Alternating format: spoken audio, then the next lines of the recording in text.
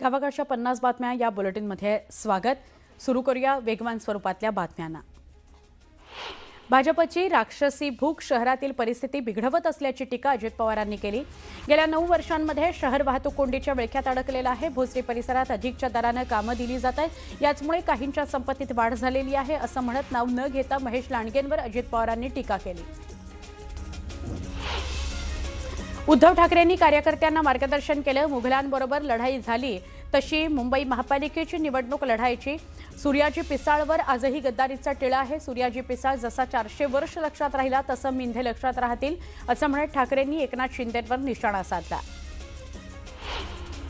मुंबई महापालिका निवडणुकीच्या पार्श्वभूमीवर ठाकरे बंधूंकडून मुंबईकरता व्हिजन जाहीर करण्यात आलेला आहे. आमदार आदित्य ठाकरे आणि मनसेचे नेते अमित ठाकरे यांनी जाहीरनाम्याची घोषणा केली. लाडकी बहीण योजनेच्या पार्श्वभूमीवर मुंबईतील घरकाम करणाऱ्या महिलांना 1500 रुपये स्वाभिमान निधी देण्याची घोषणा करण्यात आली. महापालिका निवडणुकीच्या प्रचारार्थ मुख्यमंत्री देवेंद्र फडणवीस सांगली दौऱ्यावर जाणार आहेत. सांगलीतील गणेश मंदिरातून दर्शनानं भाजपच्या प्रचाराचा शुभारंभ होईल. स्टेशन चौकातून मुख्यमंत्री देवेंद्र फडणवीस कार्यकर्त्यांना मार्गदर्शन करणार आहेत. पनवेलमध्ये भाजपचे 6 उमेदवार बिनविरोध निवडून आलेले आहेत, तर एका भाजपच्या उमेदवारानं अर्ज मागे घेतलेला आहे. भाजप उमेदवार स्नेहा शेंडे यांनी प्रभाग क्रमांक 18 क मधून माघार घेतलेली आहे. मालेगावमध्ये बंडखोरी रोखण्यात भाजपला अपयश आलेलं आहे. प्रभाग क्रमांक 10 ड मधून निष्ठावंत नितीन भोपळे यांनी बंडखोरी केलेली आहे आणि उमेदवारी कायम ठेवलेली आहे. त्यामुळे भाजपचे अधिकृत उमेदवार सुनील गायकवाड यांना फटका बसणार आहे. नवी मुंबईत स्वबळावर लढणारी निवडणूक भाजप कार्यकर्त्यांकरता प्रतिष्ठेची बनलेली आहे. आजपर्यंत केलेल्या कामाचं दर्शन घडवण्याची संधी आहे. संधी सोन्याची करा. पूर्ण ताकदीनं क्षमतेनं निवडणूक डोक्यावर घेऊन लढा असा कानमंत्र भाजप प्रदेशाध्यक्ष रवींद्र चव्हाण यांनी कार्यकर्त्यांना दिला. खोतकरांनी विकासाच्या नावावर हवेत बढाया मारू नयेत. विकास कामांचे पुरावे दाखवून खोतकरांनी बाप दाखवावा, अन्यथा श्राद्ध घालावं अशी टीका माजी आमदार कैलास गोरंट्याल यांनी केली. भाजप भ्रष्टाचाराच्या पैशातून मवियाचे उमेदवार खरेदी करतोय असा आरोप शेकापचे माजी आमदार बाळाराम पाटील यांनी केला. भाजप आमदार प्रशांत ठाकूर यांच्यावर त्यांनी निशाणा साधला. अहिल्यानगर महानगरपालिकेमध्ये राष्ट्रवादी काँग्रेसचे 2 तर भाजपचे 4 उमेदवार बिनविरोध निवडून आले आहेत. भाजप आणि राष्ट्रवादी काँग्रेसची राज्यातली युती आणि सरकारनं केलेली विकास कामं यामुळेच हा विजय शक्य झाल्याचा दावा आमदार संग्राम जगताप यांनी केला. कल्याण डोंबिवलीमध्ये शिवसेना भाजपची युती झाली असताना प्रभाग क्रमांक 29 मधून भाजप आणि शिवसेना एकमेकांच्या विरोधात लढत आहेत. यामुळे युती धर्म पाळला न गेल्याचं बोललं जात आहे. सांगलीमध्ये शिवप्रतिष्ठानचे उमेदवार राहुल बोळाच यांनी उमेदवारी अर्ज मागे घेतला. मुख्यमंत्री देवेंद्र फडणवीसांनी संभाजी भिडे यांची मनधरणी केल्यानंतर हा अर्ज मागे घेण्यात आला. धुळे महानगरपालिकेच्या निवडणुकीमध्ये भाजपचे प्रभाग क्रमांक 17 मधील उमेदवार अमोल मासुळे यांची बिनविरोध निवड झालेली आहे. अमोल मासोळे तिसऱ्यांदा महापालिकेवर निवडून जात आहेत. या बिनविरोध निवडीनंतर अमोल मासोळे यांचा सत्कार करण्यात आला. सांगली महानगरपालिकेच्या निवडणुकीमध्ये काँग्रेस आघाडीच्या उमेदवारांना माघार घेतली आहे. मिरजमधील प्रभाग 7 मधून गायत्री कल्लोळी यांनी भाजप उमेदवार बानू मुसा जमादार यांच्या विरोधातील अर्ज मागे घेतलेला आहे. कल्याण डोंबिवलीमध्ये भाजपचे आणखी 2 उमेदवार बिनविरोध विजयी झाले. कल्याण डोंबिवलीमध्ये युतीचे 21 उमेदवार बिनविरोध निवडून आलेले आहेत. मुकुंद पेडणेकर प्रभाग क्रमांक 26 मधून, महेश पाटील प्रभाग क्रमांक 27 ड मधून बिनविरोध विजयी झालेले आहेत. जळगाव महानगरपालिकेमध्ये भाजप आणि शिवसेनेच्या प्रत्येकी 6 जागा बिनविरोध निवडून आलेल्या आहेत. जळगाव महापालिकेतील 75 पैकी महायुतीच्या 12 जागा बिनविरोध आलेल्या आहेत. या विजयानंतर महायुतीच्या कार्यकर्त्यांनी जल्लोष केला. पुढच्या बातमीकडे आपण वळतोय. पुण्यामध्ये भाजपचे 2 उमेदवार विजयी झालेले आहेत. प्रभाग क्रमांक 35 सनसिटी माणिकबाग इथून भाजपच्या उमेदवार मंजुषा नागपुरे यांची बिनविरोध निवड झाली आहे. पुण्यामध्ये भाजपचे 2 उमेदवार बिनविरोध निवडून आले. प्रभाग क्रमांक 35 ड मधून श्रीकांत जगताप यांची बिनविरोध निवड झाली आहे. या विजयानंतर केंद्रीय राज्यमंत्री मुरलीधर मोहोळ आणि शहराध्यक्ष धीरज घाटे यांच्या उपस्थितीमध्ये जल्लोष साजरा करण्यात आला. पुण्यामध्ये भाजपकडून प्रभाग 2 मधून पूजा मोरे यांनी माघार घेतलेली आहे. आता अदिती बाबर भाजपचे अधिकृत उमेदवार म्हणून निवडणूक लढवत आहेत. पूजा मोरे यांनी निवडणुकीतून काल माघार घेतली. अखेर युवा स्वाभिमान पक्षाचे उमेदवार सचिन भेंडे यांना उच्च न्यायालयाकडून दिलासा मिळालाय। भाजप उमेदवार तुषार भारतीय भेंडे यांच्या विरोधात केलेल्या तक्रारीचा अर्ज न्यायालयानं फेटाळलाय। ठाण्यामध्ये शिवसेनेचे 4 उमेदवार बिनविरोध निवडून आले आहेत। प्रभाग 18 ब मधून जयश्री फाटक, प्रभाग 18 क मधून सुखदा मोरे, प्रभाग 17 अ मधून एकता भोईर आणि प्रभाग 18 ड मधून राम रेपाळे हे शिवसेनेचे उमेदवार बिनविरोध निवडून आलेले आहेत। जळगाव महापालिकेमध्ये भाजपच्या उमेदवार वैशाली पाटील यांची बिनविरोध निवड झाली आहे। महायुतीला 75 पैकी किमान 70 जागा मिळतील असा विश्वास आमदार मंगेश चव्हाण यांनी व्यक्त केलेला आहे।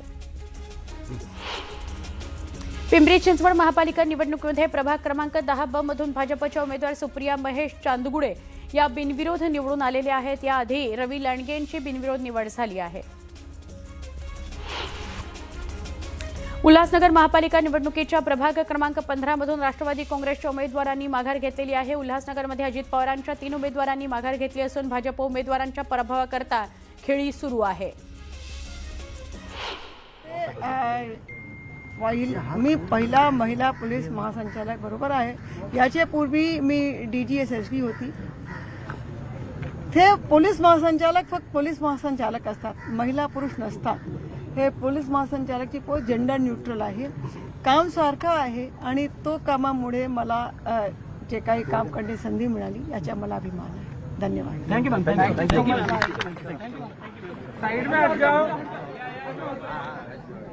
रश्मी शुक्ला यांची प्रतिक्रिया होती। रश्मी शुक्ला म्हणाल्या की पोलीस महासंचालक पद याच्यात पुरुष आणि स्त्री असं काही नसतं। मी पहिली महिला पोलीस महासंचालक म्हणून तुम्ही मला प्रश्न विचारताय, पण तसं काही नसतं। ड्युटी समान असते, काम समान असतं आणि ते स्त्री असो का पुरुष असतो करायचं असतं आणि मी ते अत्यंत प्रामाणिकपणे केलं असं रश्मी शुक्ला यांनी म्हटलेलं आहे। आज त्या निवृत्त होत आहेत त्याविषयी त्यांनी त्यांची प्रतिक्रिया दिली। आता असणार आहेत सदानंद दाते पोलीस महासंचालक। परत एकदा वेगवान स्वरूपातल्या घडामोडी। प्रकाश सुर्वेंची समजूत काढण्यात उदय सामंतांना यश आलेलं आहे। मुलाला उमेदवारी न मिळाल्याने प्रकाश सुर्वे नाराज होते। सुर्वेंची जागा दरेकरांच्या भावाला दिल्याने नाराजी होती। दरम्यान बंड शमवण्यामध्ये सामंतांना यश आलं। सुर्वेंची समजूत काढण्यात सामंतांना यश आलेलं आहे। गिरीश महाजनांनी निष्ठावंतांना झुकतं माप दिलंय। नाशिकच्या प्रभाग 25 मधून सुधाकर बडगुजर यांचे चिरंजीव दीपक बडगुजर यांनी अर्ज माघार घेतल्यानं सामान्य कार्यकर्त्याला संधी मिळालेली आहे। जालना महानगरपालिका निवडणुकीमध्ये काँग्रेस, राष्ट्रवादी काँग्रेस, शरद पवार गट आणि उद्धव ठाकरे यांची शिवसेना पक्षानं आघाडी केलेली आहे। काँग्रेस 39, राष्ट्रवादी काँग्रेस, शरदचंद्र पवार पक्ष 13 आणि उद्धव ठाकरे शिवसेना 13 अशा जागा लढवत आहेत। पहिला महापौर महाविकास आघाडीचाच होईल असा विश्वास माजी आमदार संतोष सांबरे यांनी व्यक्त केला।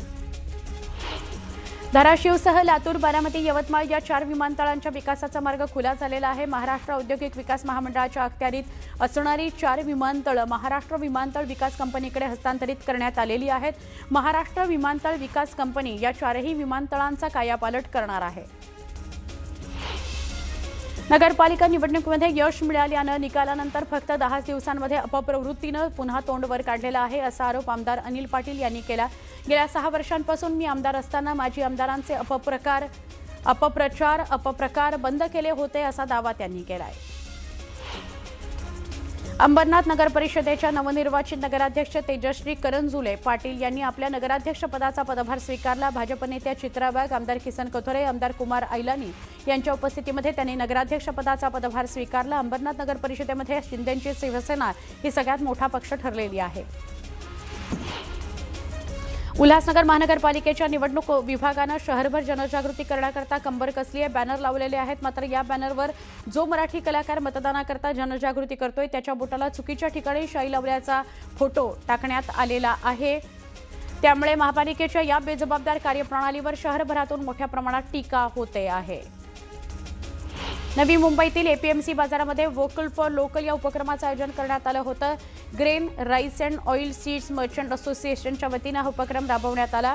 या कार्यक्रमाच्या माध्यमातून स्थानिक उत्पादनांचा अधिकाधिक वापर करण्याचं आवाहन करण्यात आलं। मावळ तालुक्यामध्ये शिवसेना उभाठ्याला मोठा धक्का बसलाय। प्रमुख पदाधिकारी आणि कार्यकर्त्यांनी शिवसेनेला सोडचिठ्ठी दिलेली आहे। राष्ट्रवादी काँग्रेसमध्ये जाहीर प्रवेश केलेला आहे। या प्रवेशामुळे मावळच्या राजकीय वर्तुळात खळबळ उडाली आहे।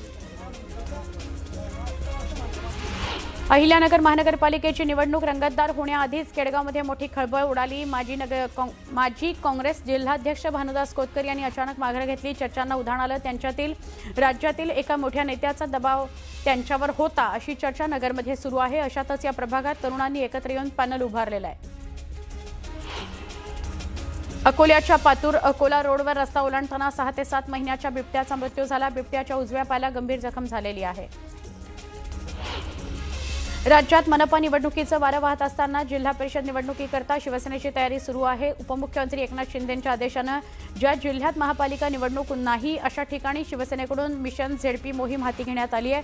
त्याचाच भाग म्हणून धाराशिवमध्ये जिल्हा परिषद निवडणुकांच्या पार्श्वभूमीवर शिवसेनेचे संपर्क प्रमुख आणि माजी आमदार राजन साळवी यांनी जिल्ह्यातील शिवसेना पदाधिकारी आणि कार्यकर्त्यांची महत्त्वाची बैठक घेतली. महापालिका किंवा नगरपालिकांमध्ये एरवी काही तुरळक प्रभागांमध्ये निवडणूक बिनविरोध झाल्याची उदाहरणं आहेत. यंदा मात्र उमेदवारी अर्ज मागे घेण्याच्या मुदतीत ठाणे, कल्याण, डोंबिवली, पुणे, पिंपरी चिंचवड, जळगाव अशा विविध महापालिकांमध्ये महायुतीचे 60हून अधिक उमेदवार बिनविरोध निवडून आले आहेत. या निमित्तानं महापालिका निवडणुकीमध्ये नवीनच पांडा पडलाय. विशेष म्हणजे विविध पालिकांमध्ये सत्ताधारी महायुतीचे उमेदवार मोठ्या प्रमाणावर बिनविरोध निवडून आले आहेत. मुंबईतील वरळी बीडीडी इथल्या पोलिसांच्या सरकारी निवासस्थानांच्या जागी पोलिसांना 15 लाखांमध्ये घरं देण्यात आल्यानंतर आता सगळ्याच पोलीस वसाहतींमध्ये हक्काच्या घरांची मागणी होतीये. या पार्श्वभूमीवर मुंबई पोलिसांना या वसाहतींमधील घरं मालकी हक्कानं देता येतील किंवा कसं याचा धोरणात्मक निर्णय घेण्याकरता सरकारकडून अभ्यास करण्यात येतोय. याकरता सरकारनं गृह विभागाच्या अतिरिक्त मुख्य सचिवांच्या अध्यक्षतेखाली समिती गठीत केली आहे. त्रुटी दूर करून 15 जानेवारीपर्यंत संच मान्यतेची प्रक्रिया पूर्ण करण्याचे आदेश शिक्षण संचालनालयाकडून राज्यातील शाळांना देण्यात आले असून दिलेल्या मुदतीमध्ये संच मान्यतेची प्रक्रिया पूर्ण न केल्यास संबंधित शाळांचं वेतन थांबवण्यात येईल असा इशारा शिक्षण संचालनालयाकडून देण्यात आला आहे. राज्यातील सुमारे 29 लाखांहून अधिक विद्यार्थ्यांची अद्याप अपार आयडी नोंदणी झालेली नाही. त्यामुळे या विद्यार्थ्यांची तातडीनं 31 जानेवारीपर्यंत नोंदणी करण्याचे निर्देश महाराष्ट्र प्राथमिक शिक्षण परिषदेनं दिले आहेत. राज्यातील सध्या सुरू असलेल्या विविध महापालिकांच्या निवडणुकांकरता शिक्षकांची नियुक्ती करण्यात आलेली आहे. निवडणुकीच्या कामाबरोबरच आता शिक्षकांना अपार आयडी नोंदणीचं कामही युद्धपातळीवर करावं लागणार आहे. त्यामुळे शिक्षकांची तारेवरची कसरत होणार आहे.